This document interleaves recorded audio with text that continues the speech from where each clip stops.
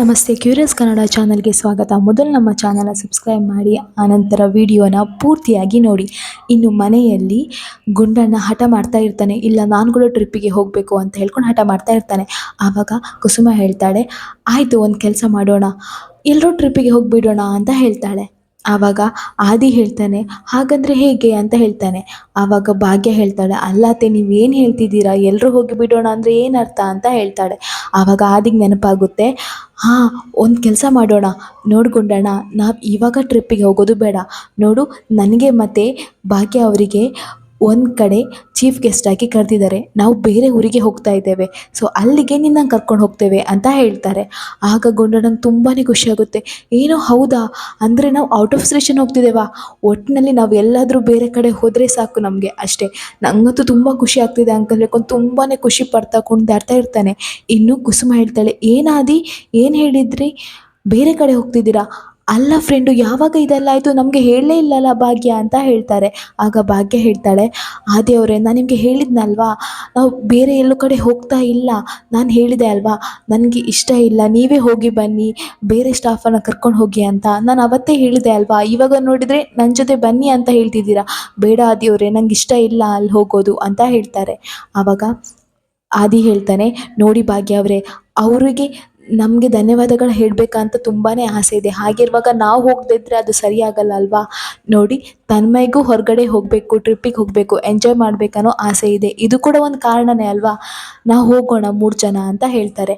ಆಗ ಕುಸುಮ ಹೇಳ್ತಾಳೆ, ಹೌದು ಹಾಗೆ ಮಾಡೋಣ ಅಂತ ಹೇಳ್ತಾರೆ. ಆದರೆ ಭಾಗ್ಯ ಹೇಳ್ತಾಳೆ, ಇಲ್ಲ ಆದಿಯವರೇ ನನಗೆ ಯಾಕೋ ಸರಿ ಕಾಣಿಸ್ತಿಲ್ಲ ಅಂತ ಹೇಳ್ತಾರೆ. ಇನ್ನು ಕುಸುಮ ಯೋಚನೆ ಮಾಡ್ತಾಳೆ, ಅಲ್ಲ ಈ ಭಾಗ್ಯನಿಗೆ ಏನಾಗಿದೆ, ಯಾಕೆ ಇವಳು ಈ ರೀತಿ ಹೇಳ್ತಿದ್ದಾಳೆ, ನಾನು ಅಂದ್ಕೊಂಡಿದ್ದೆ ಭಾಗ್ಯ ಮತ್ತು ಆದಿ ಇಬ್ಬರು ಒಟ್ಟಿಗೆ ಸಮಯ ಕಳಿಬೇಕು ಅಂತ ಹೇಳಿ, ಆದರೆ ಈ ಭಾಗ್ಯ ಬಂದ ಅವಕಾಶನ ಬಿಡ್ತಿದ್ದಾಳಲ್ವಾ, ಇಲ್ಲ ಇದನ್ನು ಹೀಗಾಗೋಕ್ಕೆ ನಾನು ಬಿಡಲ್ಲ, ನಾನೊಂದು ಪ್ಲ್ಯಾನ್ ಮಾಡಲೇಬೇಕು ಹೇಳ್ಕೊಂಡು ಯೋಚನೆ ಮಾಡ್ತಾ ಇರ್ತಾಳೆ. ಇನ್ನು ಕುಸುಮ ಹೇಳ್ತಾಳೆ, ಆದಿಯವರೇ ನೋಡಿ ಎಲ್ಲರೂ ಹೋಗ್ತೇವೆ, ನಾವು 4 ಜನನೂ ಹೋಗ್ತೇವೆ ಟ್ರಿಪ್ಪಿಗೆ ಅಂತ ಹೇಳ್ತಾರೆ. ಆಗ ತನ್ಮಯ್ಗೆ ತುಂಬಾ ಖುಷಿಯಾಗುತ್ತೆ, ಏನು ನಾವು 4 ಜನ ಕೂಡ ಟ್ರಿಪ್ಪಿಗೆ ಹೋಗ್ತೇವೆ ಅಂತ ಹೇಳ್ತಾನೆ. ಆಗ ಸುನಂದ ಹೇಳ್ತಾಳೆ, ನಾನಂತೂ ಬರಲ್ಲ, ನೀವೇ ಹೋಗಿ ಅಂತ ಹೇಳಿ ಅಲ್ಲಿಂದ ಹೋಗ್ತಾಳೆ. ಇನ್ನು ಕುಸುಮ ಹೇಳ್ತಾಳೆ, ಹೌದು ಫ್ರೆಂಡು ನಾವು 4 ಜನ ಕೂಡ ಟ್ರಿಪ್ಪಿಗೆ ಹೋಗ್ತೇವೆ ಅಂತ ಹೇಳ್ತಾಳೆ. ಆಗ ಮನೆಯೆಲ್ಲರಿಗೂ ತುಂಬಾ ಖುಷಿಯಾಗುತ್ತೆ.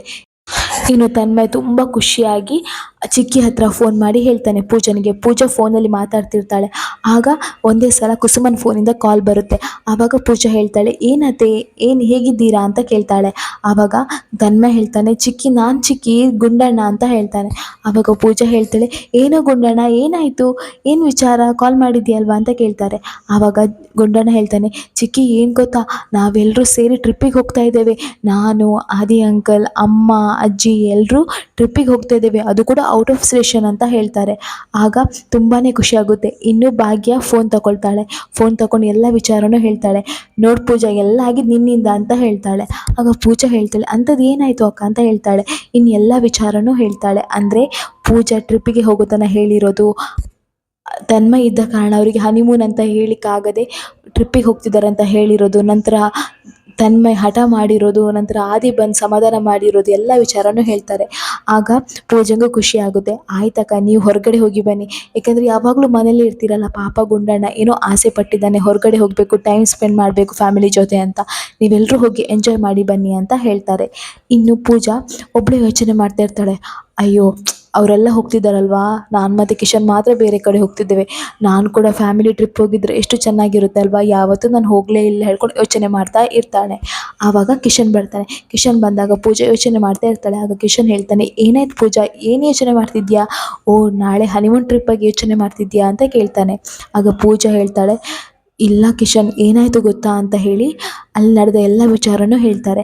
ಆಗ ಕಿಶನ್ ಹೇಳ್ತಾನೆ, ಓ ಹೌದಾ, ನಂಗೆ ಗೊತ್ತಿದೆ ಬಿಡು ನೀನು ಏನು ಯೋಚನೆ ಮಾಡ್ತಿದ್ಯಾ ಅಂತ ಹೇಳಿ ಅಂತ ಹೇಳ್ತಾಳೆ.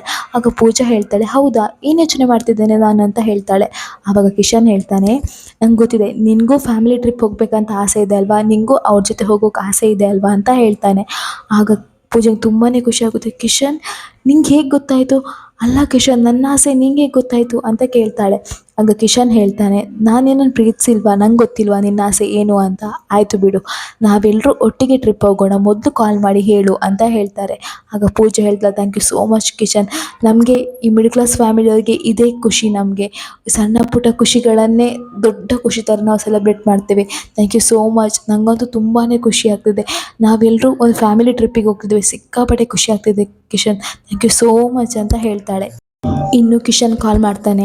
ಕಾಲ್ ಮಾಡಿ ಹತ್ರ ಹೇಳ್ತಾನೆ, ಅಣ್ಣ ನಾವು ಆ್ಯಕ್ಚುಲಿ ಹನಿಮೂನ್ ಟ್ರಿಪ್ ಕ್ಯಾನ್ಸಲ್ ಮಾಡಿದ್ದೇವೆ, ನಾವೆಲ್ಲರೂ ನಿಮ್ಮ ಜೊತೆನೇ ಟ್ರಿಪ್ಪಿಗೆ ಬರ್ತೇವೆ ಅಂತ ಹೇಳ್ತಾರೆ. ಆಗ ಆದಿ ಹೇಳ್ತೇನೆ, ಹೌದಾ, ಯಾಕೆ ಈ ರೀತಿ ಡಿಸೈಡ್ ಮಾಡಿದ್ರಿ ಅಂತ ಹೇಳ್ತಾನೆ.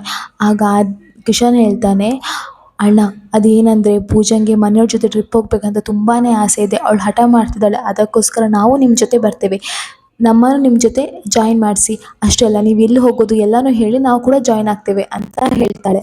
ಆವಾಗ ಮನೆಯವರೆಲ್ಲರೂ ಯೋಚನೆ ಮಾಡ್ತಾ ಇರ್ತಾರೆ, ಏನು ಆದಿಯವರು ಇಷ್ಟು ಸೀರಿಯಸ್ ಆಗಿ ಮಾತಾಡ್ತಿದ್ದಾರೆ ಅಂತ ಹೇಳಿ. ಆಗ ಆದಿ ಹೇಳ್ತಾನೆ, ಏನೂ ಇಲ್ಲ ಭಾಗ್ಯ ಅವರೇ, ಪೂಜಾ ಯಾಕೆ ಹನಿಮೂನ್ ಟ್ರಿಪ್ ಬೇಡ ಕ್ಯಾನ್ಸಲ್ ಮಾಡಿಸಿ ಅಂತ ಹೇಳಿದ್ಲಂತೆ, ಏಕೆಂದರೆ ನಮ್ಮ ಜೊತೆ ಫ್ಯಾಮಿಲಿ ಟ್ರಿಪ್ಪಿಗೆ ಬರ್ತಾಳಂತೆ ಹೇಳ್ತಾನೆ. ಆವಾಗ ಕುಸುಮಗೆ ತುಂಬ ಏನು ನಮ್ಮ ಜೊತೆ ಬರೋದಾ, ಅಲ್ಲ ಈ ಪೂಜೆಗೆ ಏನಿದೆ, ಅಲ್ಲ ನಾನು ಹೇಗಾದರೂ ಪ್ಲ್ಯಾನ್ ಮಾಡಿ ಇವರಿಬ್ಬರು ಭಾಗ್ಯ ಮತ್ತು ಆ ದಿನ ಒಟ್ಟಿಗೆ ಇರಬೇಕಂತ ಪ್ಲ್ಯಾನ್ ಮಾಡಿದ್ದೆ, ಆದರೆ ಇವಳು ಬರ್ತಿದ್ದಾಳಲ್ಲ, ಅಲ್ಲ ಇವಳು ಹೊಸದಾಗಿ ಮದುವೆ ಆಗಿದ್ದಾಳೆ, ಗಂಡನ ಜೊತೆ ಬೇರೆ ಎಲ್ಲಾದರೂ ಹೋಗೋದು ಬಿಟ್ಟು ನಮ್ಮ ಜೊತೆ ಬರ್ತಿದ್ದಾಳಲ್ಲ, ಅಯ್ಯೋ ಪೂಜಾ ನಿಂಗೆ ಏನೇ ಆಗಿದೆ ಅಂತ ಹೇಳ್ಕೊಂಡು ಗೊಣಗಾಡ್ತಾ ಇರ್ತಾಳೆ. ಇನ್ನು ಈ ಕಡೆ ಪೂಜಾ ಅಡುಗೆ ಮನೆಯೆಲ್ಲ ಕ್ಲೀನ್ ಮಾಡ್ತಾ ಇರ್ತಾಳೆ. ಅಲ್ಲಿಗೆ ಕನ್ನಿಕಾ ಬರ್ತಾಳೆ. ಕನ್ನಿಕಾ ಬಂದು ಮ್ಯಾಗಿ ಮಾಡಬೇಕಂತ ಬರ್ತಾಳೆ. ಅವಳು ಆ ರೂಮನ್ನೆಲ್ಲ ತುಂಬಾ ಗಲೀಜು ಮಾಡ್ತಾಳೆ, ಅಲ್ಲೇ ವೆಜಿಟೇಬಲ್ಸ್ ಹಾಕ್ತಾಳೆ, ಅಲ್ಲೇ ಮ್ಯಾಗಿ ಪ್ಯಾಕೆಟ್ಸ್ ಹಾಕ್ತಾಳೆ, ತುಂಬಾ ಗಲೀಜು ಮಾಡ್ತಾಳೆ. ಅದನ್ನು ಪೂಜಾ ನೋಡ್ತಾಳೆ. ಇನ್ನು ಪೂಜಾ ಹೇಳ್ತಾಳೆ, ನೋಡು ಇದೆಲ್ಲ ಕ್ಲೀನ್ ಮಾಡು, ಈಗಷ್ಟು ನಾನು ಕ್ಲೀನ್ ಮಾಡಿದ್ದೆ ಅಲ್ವಾ, ನೀನು ಕ್ಲೀನ್ ಮಾಡು ಅಂತ ಹೇಳ್ತಾಳೆ. ಆಗ ಕನ್ನಿಕಾ ಹೇಳ್ತಾಳೆ, ಏನೇ ಮಾತಾಡ್ತಿದ್ದೆ, ನಾನು ಯಾಕೆ ಕ್ಲೀನ್ ಮಾಡಬೇಕು ಅಂತ ಹೇಳ್ತಾಳೆ. ಆಗ ಪೂಜಾ ಅವಳು ಮೊಬೈಲ್ ತಗೊಳ್ತಾಳೆ. ಆವಾಗ ಕನ್ನಿಕಾ ಹೇಳ್ತಾಳೆ, ಮೊಬೈಲ್ ಕೊಡೆ ಅಂತ ಹೇಳ್ತಾಳೆ. ನೋಡು ಮೊಬೈಲ್ ಕೊಡಬೇಕಾದ್ರೆ ಮೊದಲು ಇದನ್ನೆಲ್ಲ ಕ್ಲೀನ್ ಮಾಡಬೇಕು, ಮತ್ತು ಹೋಗು ಬಾ ಅಂತ ಕರಿಬೇಡ, ಮರ್ಯಾದೆ ಕೊಟ್ಟು ಅತ್ತಿಗೆ ಅಂತ ಕರಿ ಅಂತ ಹೇಳ್ತಾಳೆ. ಆಗ ಕನ್ನಿಕನಿಗೆ ಸಿಟ್ಟು ಬರುತ್ತೆ. ಆಯಿತು ಅತ್ತಿಗೆ, ಮೊಬೈಲ್ ಕೊಡಿ ಅಂತ ಹೇಳ್ತಾಳೆ. ಆಗ ಪೂಜೆ ಹೇಳ್ತಾಳೆ, ನಾನು ಹೇಳಿದೆ ಅಲ್ವಾ ಮೊಬೈಲ್ ಕೊಡಬೇಕಂದ್ರೆ ಎಲ್ಲ ಕ್ಲೀನ್ ಮಾಡು ಅಂತ ಹೇಳ್ತಾಳೆ. ಆಗ ಕನ್ನಿಕಾ ಎಲ್ಲ ಕ್ಲೀನ್ ಮಾಡ್ತಾಳೆ.